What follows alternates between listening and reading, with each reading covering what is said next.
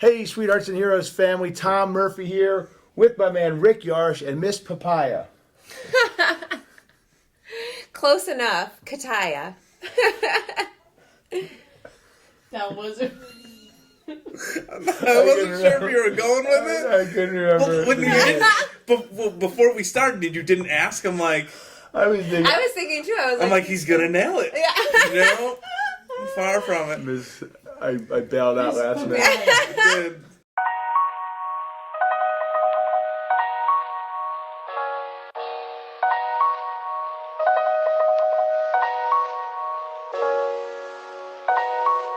Hey, Sweethearts and Heroes family, Tom Murphy here, Barker Road Middle School, Pittsford, New York. Got my man Rick Yarsh, Mrs. Cutaia, principal here at the middle school. Amazing, amazing educator. She's been giving Rick and I some great lessons today, things that we get to pass on. And one thing that really rang true with me is I talk to kids all the time, Mrs. Cutaia, about these things called mental bricks. And we all carry them with us all the time. And it could be a single incident that happened. It could be a family event. It could be a family situation. It could be something that they're embarrassed about. But we all, as human beings, carry these mental bricks. And they do one thing. They weigh us down. They're heavy. They're exhausting. And a lot of people carry them for a lifetime. And as I was explaining this thing called mental bricks to you today, and that kids carry backpacks full of them sometimes as they walk through the doors, which leads to one of our empathy killers, which is fear and anxiety. You said to me a couple words, and it was like, boof. That's what I got to give to some teachers and principals around the country. What was it?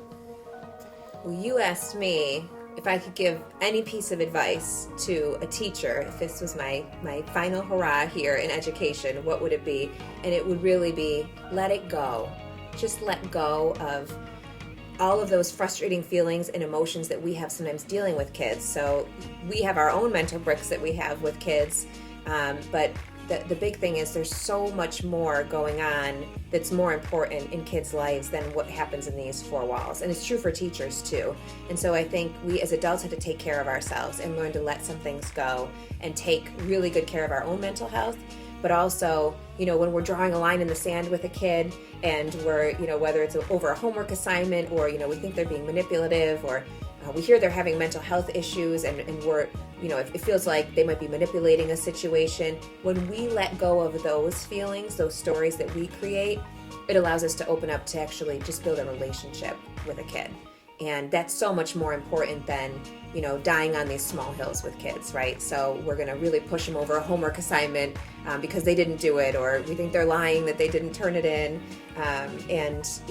Once we learn to let those things go and focus on what's really essential with what we're teaching kids, but also the essential part of just building relationships with kids and that recognition that they really don't care what we know until they know that we care. I think that's one of the key takeaways that I've really learned from you guys and just from, working with a lot of teachers who really build great relationships with kids. Wow. Boom. Rick, what do you got? So one of my let it goes, and one thing I refuse to carry around with me, one of those bricks, is hate.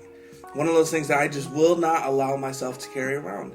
Because sometimes we concentrate on things that really aren't that important. Hatred, man, it can control our lives. And I just don't want to carry that around with me. I can tell you right now that I don't even hate the person who sat at the end of a wire and touched it with a battery and blew up a bomb underneath my vehicle to injure myself and to kill a good friend of mine. That's pretty crazy. But you know what? If I let that hatred consume me, it would control every single day of my life. Sometimes we just need to let those things go so we can concentrate on the important things. Surrounding ourselves with good people. Making that connection with people. Building relationships with people. Those are the important things. We got to let it go. Wow. What an amazing lesson from Mrs. Cutaia's lab. I was looking at her board here where she's got the words planning, development, and analyzing, where I'm sure she does some of her best work, but I think the best work that she's doing is possibly teaching teachers and administrators and people how to let it go, because I think as human beings, we spend way too much time hung up on those little things. And we can go from one end of the extreme to the little things, and at the end it's all about changing the world, and it starts right here in the lab. So we have a classic way. Rick hates it, but we're gonna blow it up here.